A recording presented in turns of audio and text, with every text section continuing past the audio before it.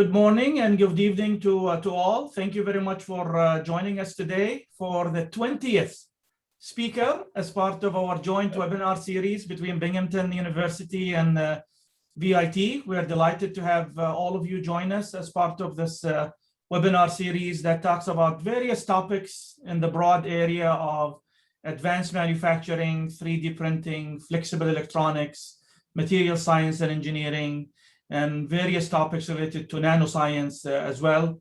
It is definitely hard to believe that we are now talking about the 20th seminar. So what we started in the fall of 2020, we have accomplished a lot in the last few months, and we're definitely grateful for everybody's continuous support, continuous participation in this webinar series. And I'm always very delighted about the Q&A session that is part of this event. So thank you again for your continued participation.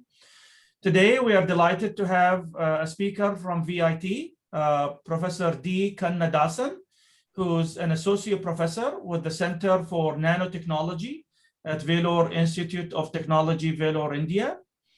Professor Kannadasan received his PhD degree from the School of Electronics Engineering from VIT, and he has co-authored or authored 12 articles in highly reputed journals and a book chapter and 5 conference papers in the area of microelectronics and microwave resonators.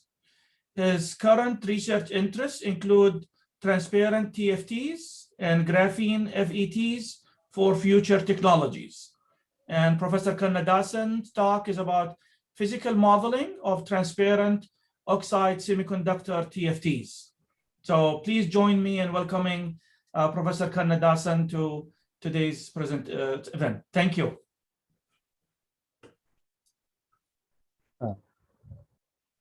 Thank you, Professor Mohammed. That was overwhelming introduction, and I would like to give a talk on physical modeling of transparent oxide semiconductor. And myself, I'm Kannadasan.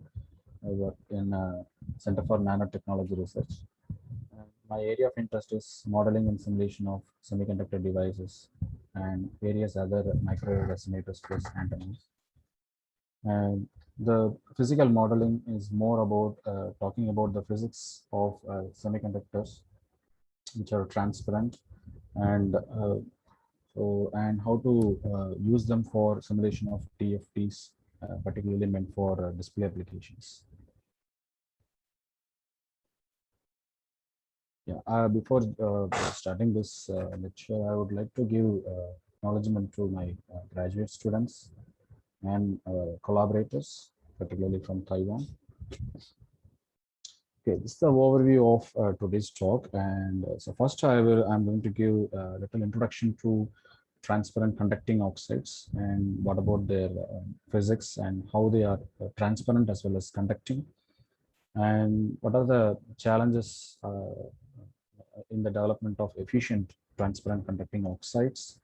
And we are going to talk about the physical modeling of TCOs, how the electron transport behavior will be written in physical form, as well as how we can import into numerical simulation to get simulation of various TFTs, particularly our interest to develop a P-type TFTs with tin oxide and aluminum doped tin oxides. And these simulations later used in the simulation of pixel circuits of recent day displays like AMOLED displays and all. And I would like to share the future works what we have in our plan. So we all know that the optical transparency and conductivity, many people used to think actually it is inversely proportional. In what sense? Like most of the transparent materials are insulators, like glasses. And here is an example that silicon dioxide, both in crystalline and amorphous form, both are actually highly transparent, but at the same time it is insulator. They are insulators. On the other hand, metals are more shiny as well as deep colored materials. Here you can identify this three important materials, and on the other hand, the superconductors are mostly black. So this give a clear conclusion that uh, insulators are transparent and metals are conductive, non-transparent. So by the way, development of both highly conducting as well as transparent materials seems like almost impossible. But we have set of materials, they show both the conducting as well as transparent nature, and they cannot be derived by direct or naturally. It is very difficult to achieve them, but it can be derived from some of the insulating materials, particularly from transparent insulators. We can easily achieve by heavily doping them or using other methods like selective removal of metals or oxygens from the insulator. We can achieve this highly conducting semiconductors. Here, what you see here is the proper insulator, and the insulator has a valence conduction band, and the valence band is available here, and both are separated by the forbidden band with the band gap of Eg, and this Eg value is sufficiently large. This is large, about more than 2.7 electron volts, so that they can easily allow all the lights, and this is the general behavior of most of the insulators. But some of the materials, particularly metal oxides and a few metal oxides like indium oxide, zinc oxide, these materials, their outermost orbitals, particularly the s orbitals as well as the p orbitals of oxygen and s orbital of the metal, they tend to vibrate each other, and they produce some dispersion in the density of state, and they disperse inside the conduction from the conduction band. They disperse inside the forbidden band, and they give rise to the increase of the Fermi level. So this Fermi level, when it is going up inside the conduction band, naturally these states will be filled. If these states are filled, and that is a simple behavior of a conductor. Conductor normally will be having that, and in fact they will be having very, very less band gap. But here, with sufficient band gap for the optical transparency, at the same time filled band gap, actually it is available for the a conducting purpose. So both are achieved in the same material itself. So that is the interesting physics behind the transparent semiconductor, transparent conducting oxides. And this actually sometimes it is having contradiction, that the band gap of the real material would like to means generally it look like small, but the optical band gap will be a little bit larger. And this is once again because of the orbital interactions, and make the dispersion of this density of states further inside the forbidden band. So the effective band gap actually is, or we can say electronic band gap is always small for these materials. And when we measure using some optical spectrography to calculate the band gap, it will be always be wider. It will be wider above 2.7, but the band gap will be about 1.2 or 0.9, something like that. So this shift is always means commonly referred as Rostein-Moss shift, and this we can see in many of the this transparent conducting material. So yeah, material which has this kind of property, obviously they are good. We can make them as very good transparent conducting oxides. And we have plenty of oxides, and I'm going to show very few of them. So you can see here the indium oxide, tin oxide, and zinc oxide. And these crystalline structures are simulated with ab initio simulations, and we are seeing the conduction band and valence band, and the forbidden band also we can clearly see here. And these are actually naturally n-type material. We can clearly see that we can see very good parabolic shape of the conduction band with very few states.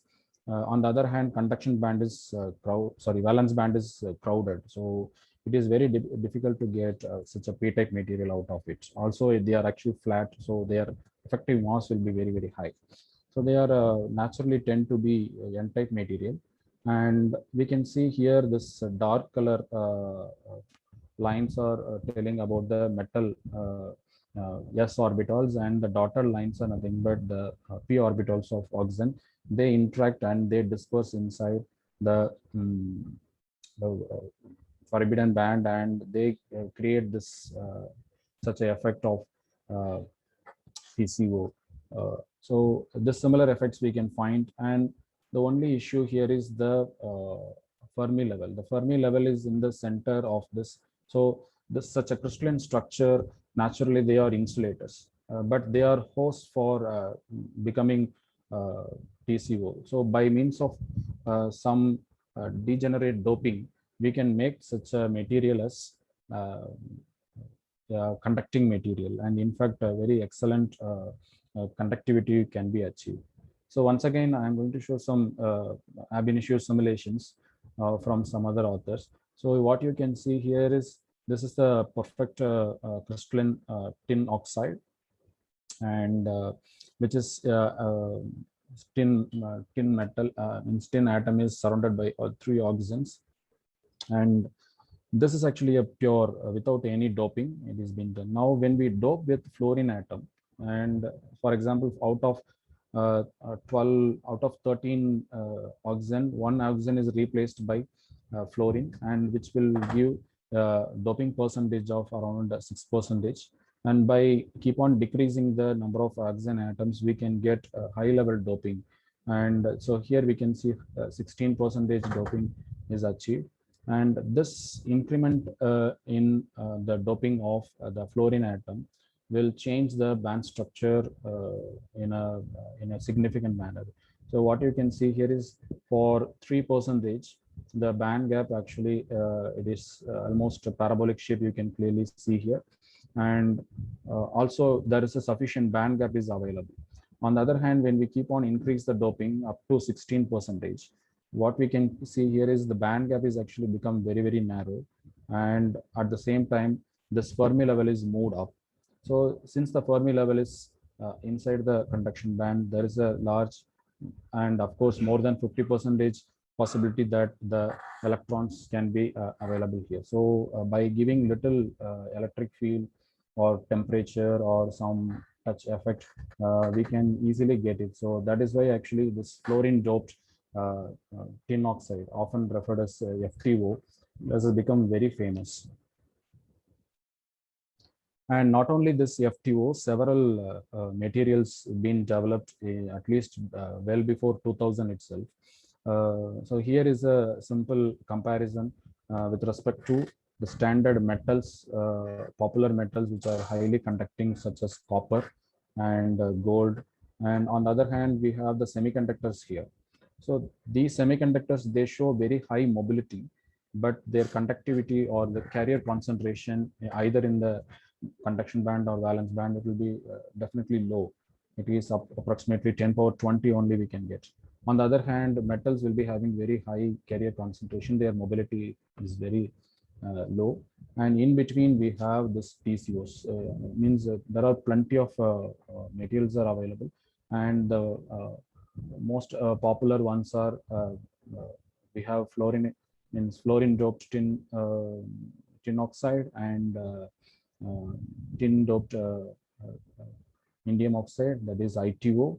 And the very recent material is nothing but this indium gallium zinc oxide, that is means very means engineered material with the facility of this indium and zinc, and they provide very high transparency and mobility. At the same time, the gallium is placed such a way that its mobility will be high. So out of this all material, this at least after the indium oxide, this indium gallium zinc oxide now recently become very booming material. In fact, Samsung has adopted this technology for their mobile phones, particularly for AMOLED displays there.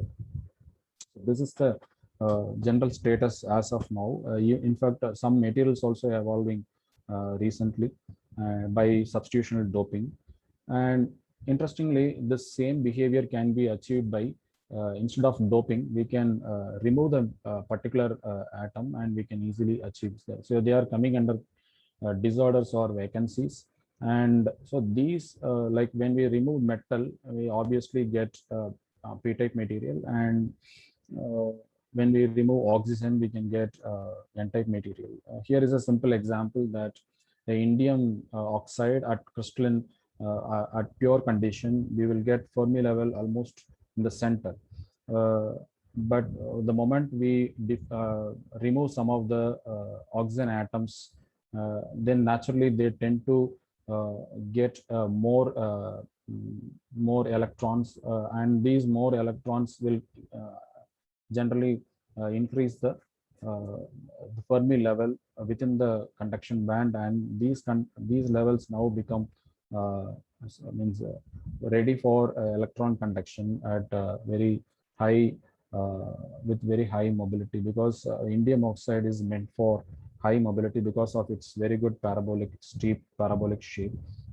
Therefore, its effective mass will be sufficiently very low. At least we can say only 20% of the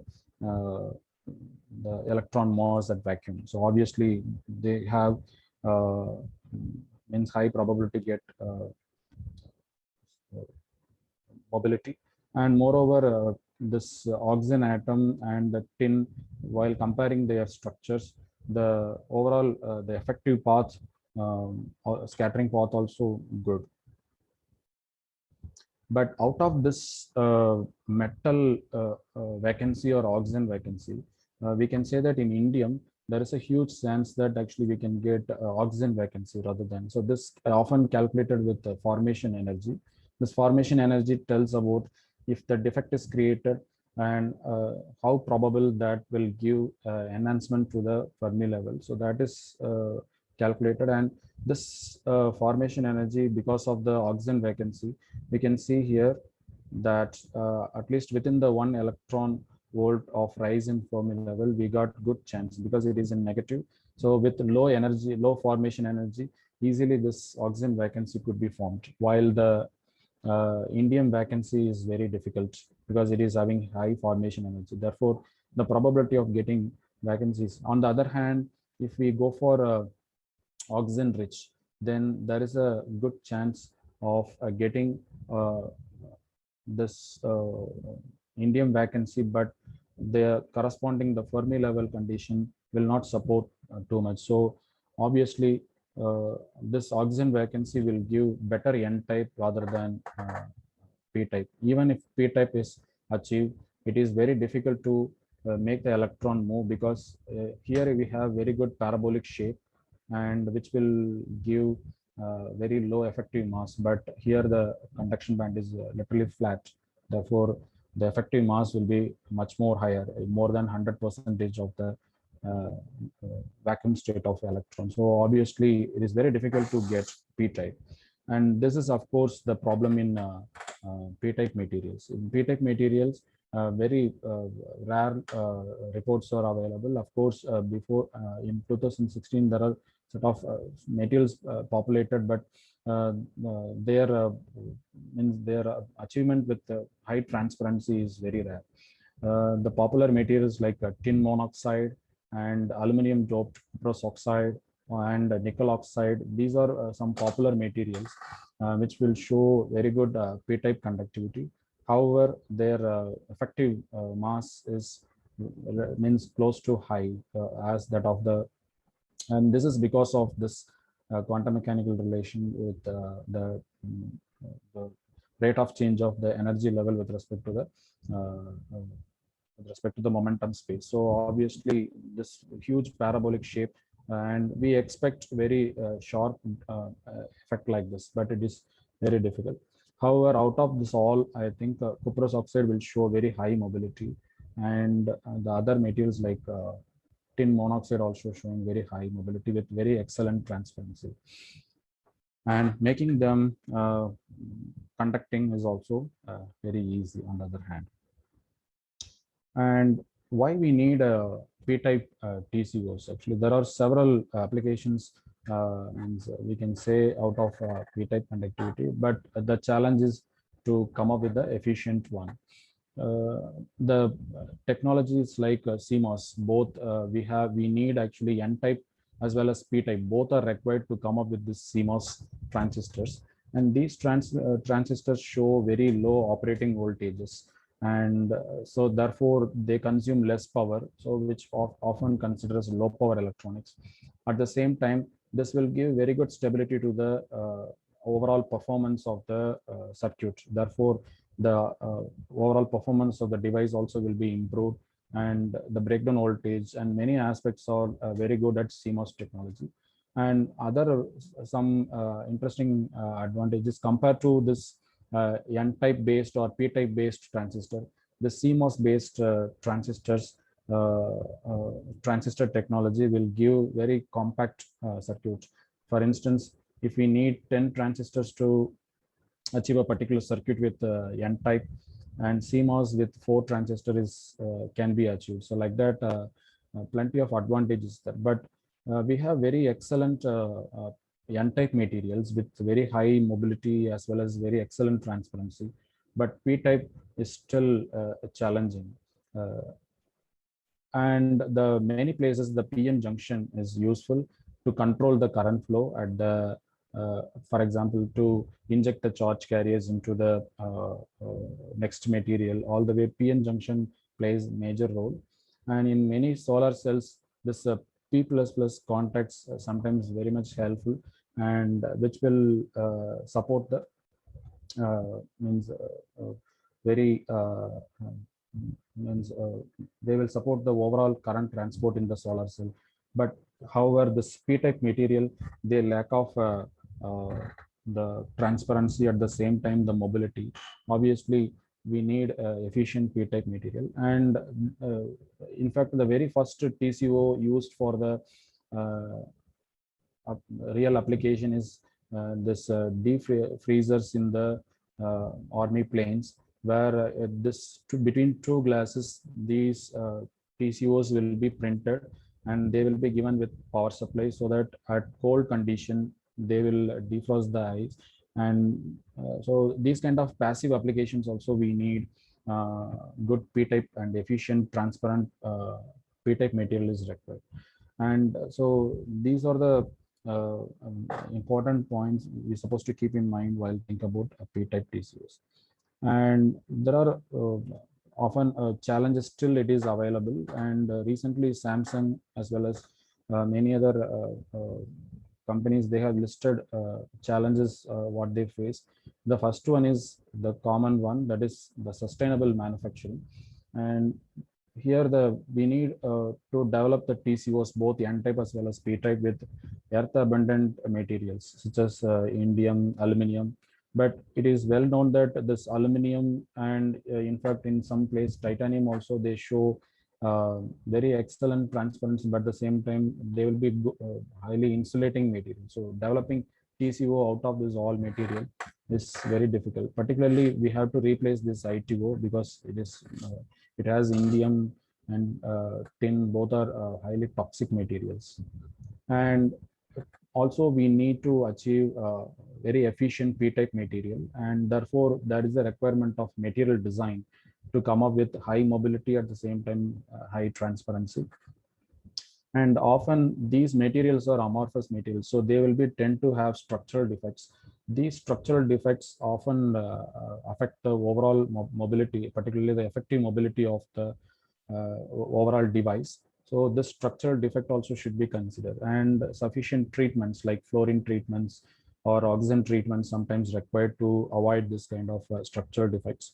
And very recent advancements like the flexible electronics is coming up, and for them we need low temperature deposition techniques. So that is also one of the important challenge for TCO related researchers. And one more important thing is the physical models. Although several models being developed, but still underlying physics and coming up with SPICE models for device and circuit simulation, still it is lagging. So we found some of these important factors, and we are in the development of physical models, and we are also planning to come up with proper material design for P-type TCOs. And the physical model actually is one of the very important system which really helps in the advancement of electronics in various aspects. Of course, all the simulation techniques, the in physical modeling as well as the numerical simulations highly useful in electronics. We can reduce the cost of fabrication, and we can get the physical insight of the material behavior at different applied bias conditions, and by coming up with excellent design and considering the fabrication part all the way. So the overall cost of the production also will be drastically reduced. And for getting this, often three important modeling aspects being developed. One is device fabrication models, like the process models like CVD, PVD, all these, even ion implantation and metallization and lithography and the etching process. All these they have modeled into set of equations, and these equations are used in the numerical simulation to come up with the realistic fabrication part, so that we will get the device shape almost realistic as that of the fabrication. So that models also keep on coming up. And at present, the successful technologies like silicon, gallium nitride, silicon carbides, they have very complete process models, while other important materials like indium phosphide and in fact gallium arsenide, and these materials are still lagging on the process models. And the physical models are very old models like classical, semi-classical, quantum mechanical models developed very well, and they are in fact ruling the entire device simulations, and they are nothing but set of equations which will tell the current transport and the charge density available in a given semiconductor device, how the current flow is taking from anode to cathode, in PN junction what is happening. Everything actually we can look, and we can see the cross-section view, and we can see how the electron is flowing. And finally, we need equivalent circuit models for a successful circuit simulations. In some cases, we will get linear behavior of IV relationship, sometimes nonlinear behavior. These all things should be properly modeled with the such idea called small signal, large signal effects should be introduced, so that we will get the output performance as realistic as the fabricated one. So there are also challenges available. We have numerical simulation issues like the convergence problem and the consistency with the realistic results all the way, and computing for several devices also somewhat difficult issue. So still challenges are available. And here I will the recent work on 8 nanometer nanowire transistor. So this is the nanowire, and surrounded by this insulator, and gate is available. Both the side source and drain is kept. And here this is the device, and this actually the fabricated one has come up with measured results. But you can see clear that circles are measured results, and to get the same similar effect, people have simulated it. So we have source and drain, and this is the insulator. Sorry, the insulator is available inside, and this is gate, and the nanowire is actually running inside. So this is completely simulated with 3D simulation and with quantum mechanical aspects and all the way, and it is perfectly matching with the results. And out of this all, we can see what is actually happening inside, how the electron is flowing for different bias conditions, and where the pinch off is taking place. Therefore, what about the effective length of the device? All these things we can see, and this can be converted into circuit models for the circuit simulation, and to come up with some different circuits like integrated circuits or microwave integrated circuits, so on. And the physical modeling of TCO has a history about from 1960s, and two important aspects often considered to get the physical models. In fact, other semiconductor equations are highly applied here, like Fermi-Dirac functions, and other doping related or temperature related models are very much similar here. And the new other phenomena are nothing but the disorders, The disorders are nothing but this is a perfect crystalline, but when it's coming under the amorphous category, that the overall states are localized and they disperse inside the forbidden band, and they are often referred as tail states. So these tails are going sometimes in exponential scale or logarithmic scale, and this effect can be seen much popular in amorphous silicon as well as tin oxide, we can see. And this is actually one type of disorder. On the other hand, we have defects, vacancies, sometimes traps, even interstitials can accommodate, and they will create a new unbounded electrons or holes they come inside, and they create new density of states within the forbidden band itself, and they will be close to conduction band or valence band, depends on the corresponding whether it is going to donate the electron or it is going to yield a hole, and depends on that such a vacancy is created. They often consider as donor like traps or acceptor like traps or vacancies. In their names it will be called. And from 1960s to till date, several models been developed, and I am highlighting few models. And the most popular model is Cohen's two-tail models. Here the disorders in the material due to the amorphous nature of the silicon and other important material like zinc oxide, they have extended the valence band and conduction band beyond the scope of this their edges, their valence band, conduction band edges. They have increased, so they are called tail states, and these tail states they are actually merging, and therefore the conduction is taking place. Like that, actually it is summarized, but this is not a very successful model.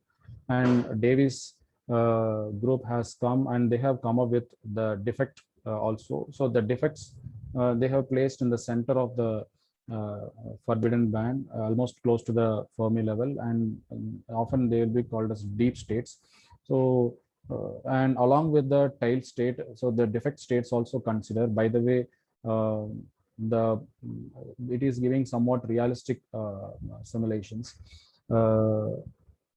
and the very recent one is Jersey's recent work on numerical simulation of this amorphous indium gallium zinc oxide, and where they have considered very similar to that of Davis' work, but they have shifted the defect states, often referred as Gaussian states, and so we can move in. So this is a N-type material, so we are seeing donor-like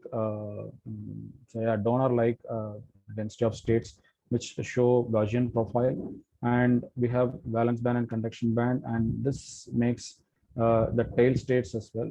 And based on these works, actually we have come up with a comprehensive density of state model, and this density of state model will accommodate all types of disorders and all types of vacancies and interstitials, and such a way that actually we have developed this. And we must appreciate the interesting works of Hosinow, Piper, and Jersey.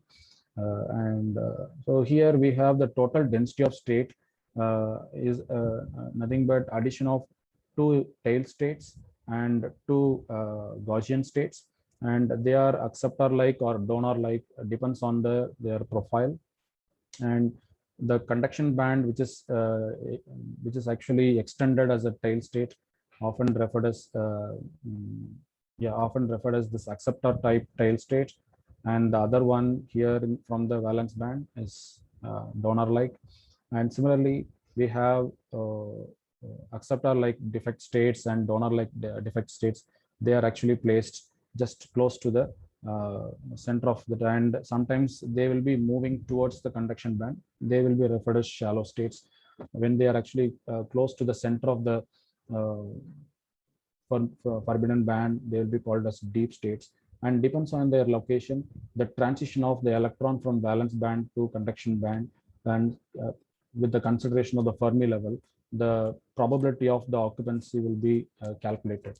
And this is actually numerically imposed inside the tools like TCAD tools, and the overall simulation of the device was performed on various aspects. And we will see how this model fit into the real device. And for this, actually, we have selected a tin monoxide, which is a very good P-type material, naturally available P-type material. And first we fabricated it, and we have used TCAD simulation tool along with the physical models to get a realistic simulation, and we fitted the IV characteristics. And out of that, we have analyzed so many the physical behaviors, such as how the mobility increases and how the disorders taking place. All these things we have understood out of that. So for this, we have taken this bottom gate structure.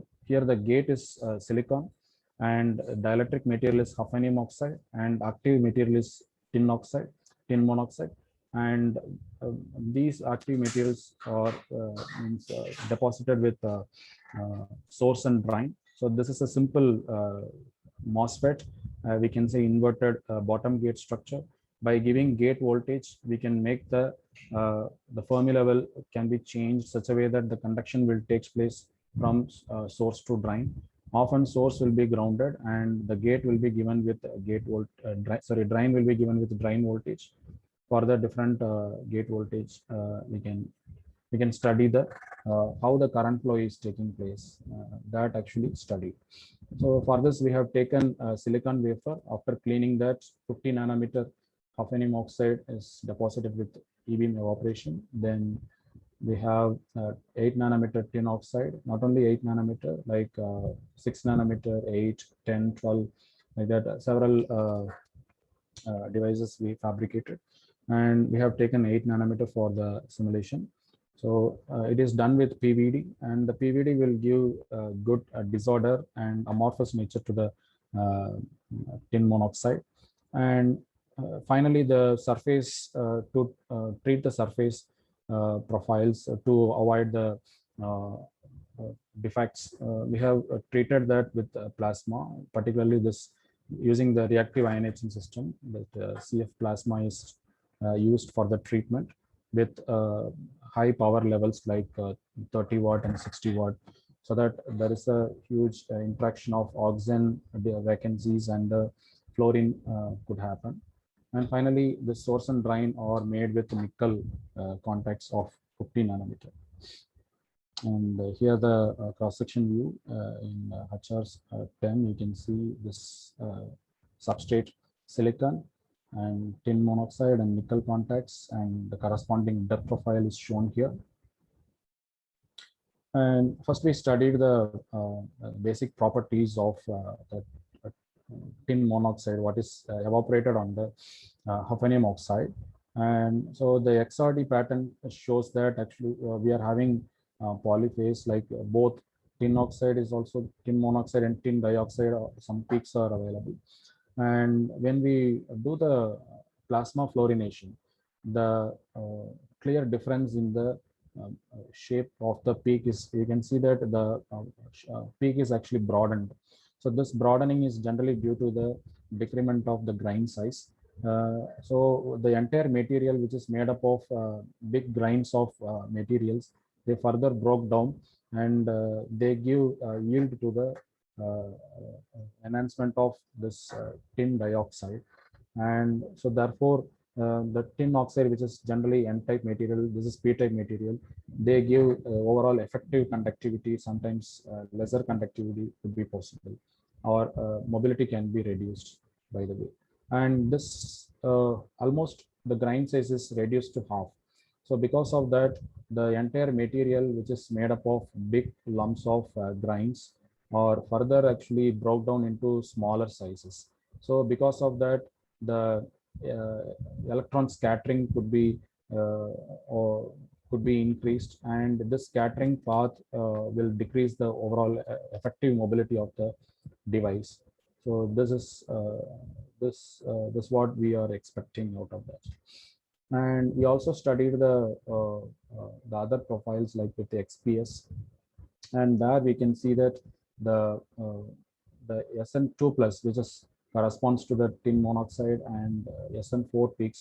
And in the pristine tin oxide, we can see here the activity for this SN4 plus is less compared to SN. But on the other hand, after the fluorination, the peak of this SN4 plus increased while comparing this SN2 plus. So this could be due to the effect of fluorine, which is witnessed here, that SN fluorine peak actually supports, and this sufficiently changed the binding energy peak. And here is a overall change that in the beginning we got SN2 plus a higher one, and SN4 plus is low, and after the fluorination this increased. So this changed both the crystalline property, and by the way the overall disorders in the material also largely affected during the plasma fluorination. And this increment in this SN4 plus, we have coined, it could be because of some ionic exchange of vacancies or oxygen with the fluorine atom. So what could happen? The material which made up of PVD might have the defects, and these defects give a rise to P-type property, and these metal vacancies could be replaced by this oxygen vacancies could be replaced by or filled by the fluorine ions, which are almost same radii and same formation energy. So therefore they could easily form and close the bond, and which will give one excess electron. On the other hand, this already existing oxygen atom can be or shall be replaced by this fluorine, and which also going to give the very same results. So by the way, out of this two activity, we will get one excess electron. This one excess electron which give a rise to SN4 plus activity, and by the way, the little increase in the N-type activity could be there. And this IV characteristics for different by changing the gate voltage, we have calculated the current flowing in the source to drain. And we can see here the compared to the positive, the negative gate voltage, we got very excellent current transport. So this clearly indicate this is a P-type activity, P-type material. And as the flow plasma power, the power increases, there is a huge reduction in the on current actually. So this reduction could be due to the reduction of mobility, or the activity of the SN4 plus, which greatly suppress the holes by making the recombination. And on the other hand, this off current, we often refer this called on current, and this is off current. When the device is off, the current still reduced further. So this give a very good ion IOF ratio. So this ion IOF ratio would be very much useful when we are giving some pulses and we have off and on. So how far this given device will quickly go from off state to on state, and that is purely depends on how fast this is actually moving. So compared to this pristine material, this fluorinated material show very high ion IOF ratio. This is a good sign and improve the performance of the material. At the same time, we got this subthreshold swing, which tells the rate of change, that is actually reduced much more, and that is also the improvement in the device performance perspective. And we have started the modeling part, and there's a huge debate on the how to choose the material properties and how to go ahead with that, because we have disorders and the defects, and which type of defect, whether it is metal vacancy or oxygen vacancy, which supports that. And we have seen the earlier works of Piper and Seji. From that, actually, the high purity tin monoxide, they generally show bipolar nature with very, very low band gap, that is electronic band gap, and the optical band gap is sufficiently large so that it is almost semi-transparent. This almost like brownish color will be there. with very decent transparency. And here we can see the conduction band, valence band. They are actually indirect band gap material, and very good parabolic shape is seen in the valence band. So it is a very good p-type material. At the same time, n-type property also could be possible. But out of that, the defects, one is oxygen vacancy, another one is SN vacancy. So out of this, there is a huge chance that the tin vacancies could support the formation of the particular defect because of the lower value of formation energy, and within the scale of this 1 electron volt of Fermi level. So there is a good chance that the tin vacancy can form, and they will give a rise to the p-type characteristics rather than n-type characteristics. In fact, it is widely known for that tin monoxide is a very good p-type material. And according to this, these conclusions, we have changed the physical properties such as the defect density and the rate of change of the slope. And if it is a point-like defects, we generally have this value will be very high, like more than 1 electron volt, so that it will be very narrow region. But because of the amorphous nature, there is a different orientations will give rise to different energy levels. So this often will be given with less than 1 electron volt, often will come with milli electron volts.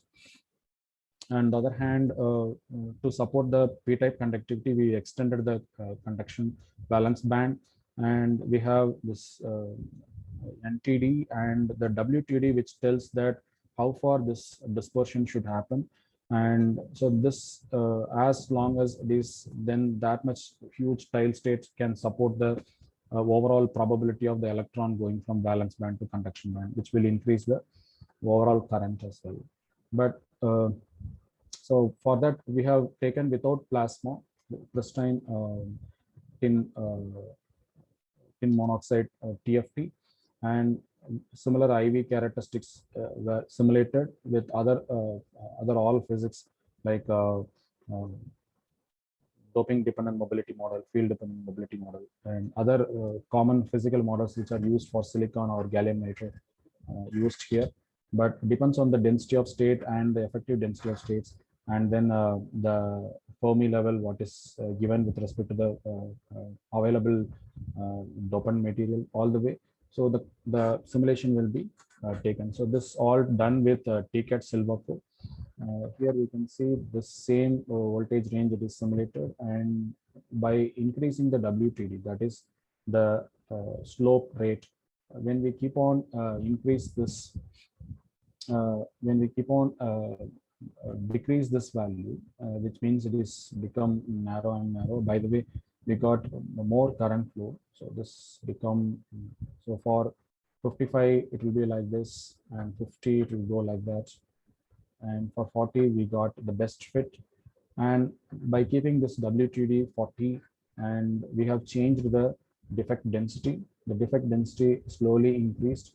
And as defect density increases, compared to the on current, it is largely affecting the off current. It is because of the, it is highly controlled by the low field mobility, where the defect means the defect based transport is coming place. So this also give a very good insight on the device property. And we got best fit for NGA is 2 into 10 power 19. And later the same simulation is extended for fluorinated device. So for this is the unfluorinated one, and the fluorinated one had a very good fit for this WTD, that is the rate of change of the tile state for higher values. So, and this higher value, which will give very slopy one, and we can see that effectively the area is decreased. So therefore, less number of density of state will give the probability, occupancy probability also going to be less, and this give a huge reduction, at least by 1 order. The on current is decreased, and at the same time, this NGA also decreased by a large. And this reduction of NGA could be because of the filling of the fluorine ions and give a rise to SN4 plus activity. And by the way, which suppress the whole carrier concentration. And we got best fit for 0.01.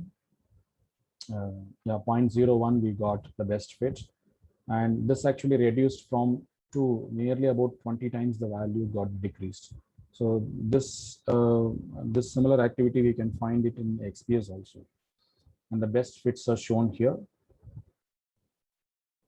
And here we can see the how the overall density of state behavior and how the changes is happening from fluorine after the fluorine treatment, the rate of change in the tail state and the Gaussian state. And so this actually highly have a good similarity between the similarity with the experimental results. We also did for aluminum doped. The main concern is like to use earth abundant material into this tin monoxide system. The aluminum dope will give a rise to band gap, will give little wider. At the same time, obviously there will be an increment in the 4 plus activity because of the SN material is substituted by this Al3 plus, so that it will give rise to more holes, and there we can expect better p-type material. This is done with reactive cross buttering of Al and SN targets. And this device fabrication part, everything is almost similar. We got very similar device profile. In fact, better results we got. Here also same similar activities being found. The overall objective of the physical model is meant for making this device for the display applications. So in the display, we have the very important place called TFT, that is nothing but back panel, which is going to control the switching of the pixels for making a particular image. So this sub pixels having one transistor, one capacitor, and this transistor are made up of transparent material like our TCOs. And so to simulate that, we have taken the AMOLED display circuit, and where we have the front panel, which are pixels, and the back side we have this pixel, where we have the data line with for the drawing, and to enable the gate, we have gate line, and there is a transistor, and we have one capacitor for storing the applied potential and to maintain the potential till the next signal comes. And there is an electrode, which mostly ITO electrodes, which will make the on and off of the pixel. So this actually modeled with the circuit simulation, and we have given for 4K resolution. We have designed the pixel enabling pulses, where the gate pulse will be narrow and the drain pulse will be wider. So because the gate pulse is going to tell the refresh rate, and the drain pulse is going to give the information that what pixel should be turned on or turned off. So we have two state, the pulse turn on state, and here pulse turn off state is available. And when the gate pulse is on, the current will go and charge the capacitor. So here we have a drain, so the current will go through this and will charge the capacitor, and corresponding the pixel charge means the voltage will be maintained. So till the next information comes, the pixel will be turned on or turned off, obviously. So here is the output results of the simulation, and here this is the overall result for the application of the gate pulse. And here this tells the charging behavior, this tells the discharging behavior of the capacitor for the given configuration. And here we can see that the charging time is sufficiently low, at least half of the given gate pulse. So this is a good performance, because the device, sometimes if the charging period is very high, then it takes huge amount of time to charge the device, and meanwhile the pixel may not be turned on. So this is a problem, but this device gives such a good behavior. And as capacitance increases, this charging time is also slowed down. but however, up to 30 picofarad we can get. This is actually a good one where we can make even bigger panels we can make out of it. On the other hand, the discharging time is very important. When the capacitance value increases, the del Vp, which is from the maximum voltage to the discharge voltage till the next pulse comes, this voltage is less varied. The del Vp is very less compared to that of the 10 picofarad case. So this will avoid the flickering effect what happens in the mobile phone. When we have this very, very low, the discharge already happened. So once again, it has to start from this charging to the on state. So it is very difficult for the mobile phone to flip its mode from on to off state. And naturally, this results flickering. And so, by the way, these devices show good performance. And we have simulated for all the materials and all the TFTs are used. And out of that, the fluorinated aluminum doped tin monoxide show excellent performance because of the very fast charging behavior as well as very slow discharging behavior. And this result very good choice for the P-type requirement. And by the way, we can this material could be used for making CMOS to get still better results. These are our expected future works, what we planned. And currently we have 120 hertz refresh rate, and we are having successful 4K panels. But when we go for 8K panels with very high refresh rate, we need CMOS type transistors, and we need full new amorphous oxide semiconductors are required, which is supposed to have good decent transparency at the same time with high mobility is required. So for this for CMOS at the same time for high mobility we need new P-type materials are required. And for a sustained manufacturing process, we can't take it's very difficult to get other materials like zinc and other things which are highly N-type materials. We can choose aluminum and copper, and sometimes nickel also we can choose, and tin. And these materials, they show very good P-type activity.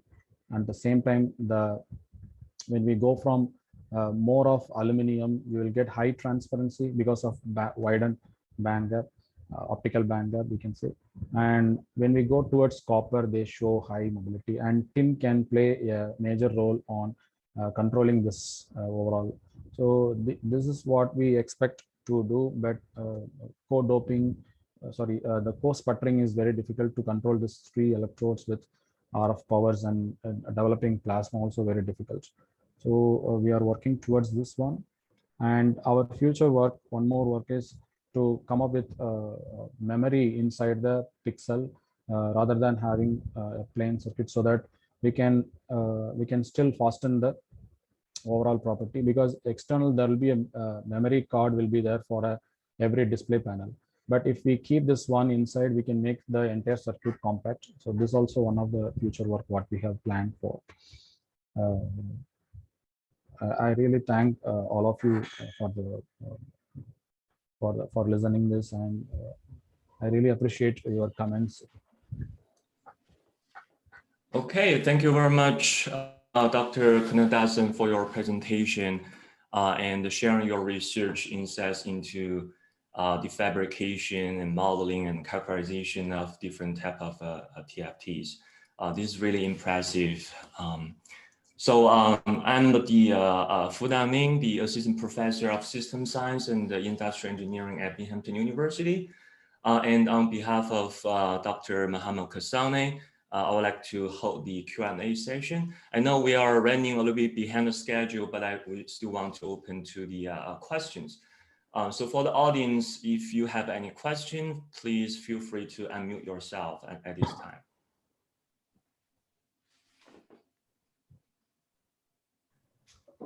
I want to thank you for a wonderful talk. I really enjoyed it very much. In my course on flexible electronics, I just happen to be covering some of these topics at the moment. And to introduce it, we revisited the Corning's video on YouTube of A Day Made of Glass. And there they show, remarkable things where large glass panels are both displays and sensors and emitters, and for that matter, they are our tablets are transformed into just a piece of transparent glass, and they infer that all the electronics are there, it's just they're transparent. Based on your theoretical studies and your perspective, how realistic do you think this vision is, and when do you think we might see something like that? I think it is not far away, but at least to get this type of completely transparent mobile phone or any gadgets is really very difficult, because these oxide semiconductors or naturally tend to respond for low frequencies, but all the chip and in fact other communication system tools, they are operating at gigahertz frequencies.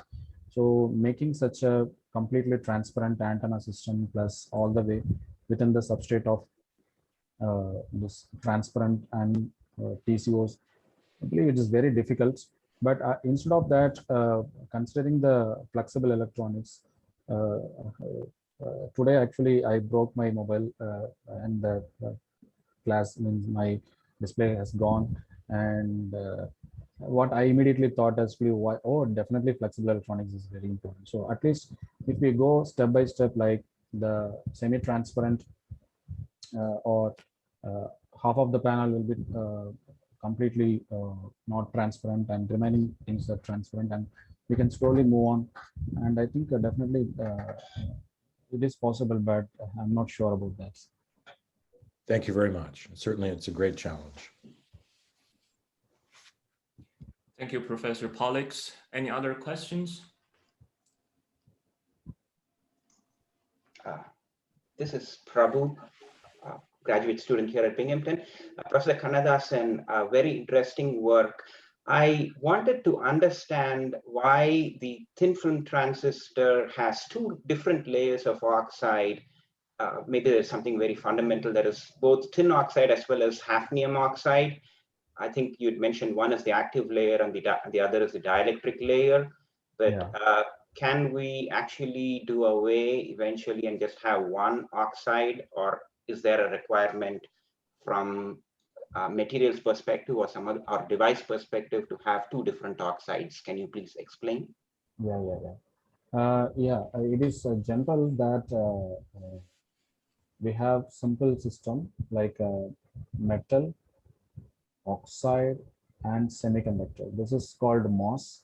This is general characteristics of most of the MOSFETs, right. Field effect transistors. And in place of this semiconductor, we are going to have tin oxide. And for this oxide, we are going to have hafnium oxide, which is wide band gap, at the same time highly insulating material with a dielectric constant of about 16, while aluminum oxide is 10 and silicon dioxide is approximately 4. So having this hafnium oxide, we have more fields can go to this tin oxide, will excite the electrons or holes to participate in the current transport from source to drain.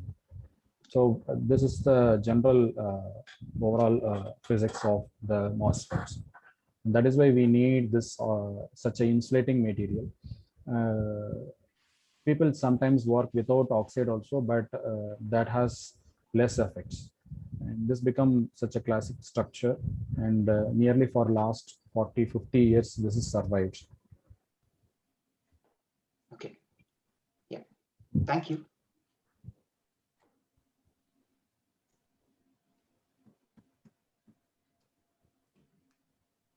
Any other questions or comments?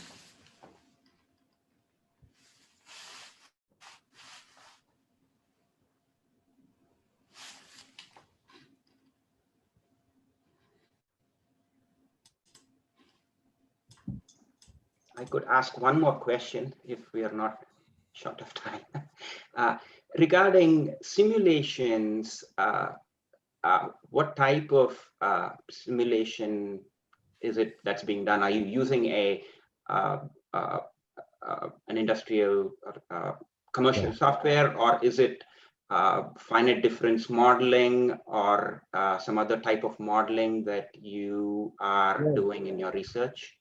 Yeah, actually, we have commercial tool called TCAD Silvaco. Okay. Its alternate version is available, like TCAD Centaurus is available. In our labs, we have both tools. So we are using TCAD Silvaco, where we can introduce our new models inside through C programming. And so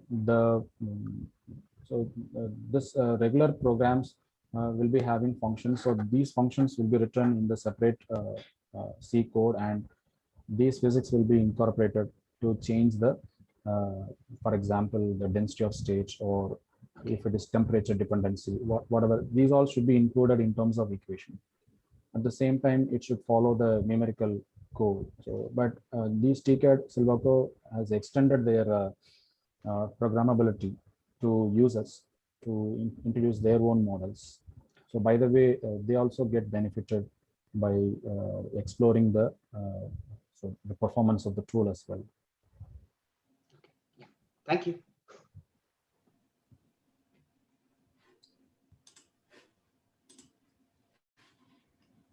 Okay. Any other questions? All right, so if no further questions, let's thank Professor Kadanasan one more time for your contribution to today's seminar talk. Thank you very much. We really appreciate that.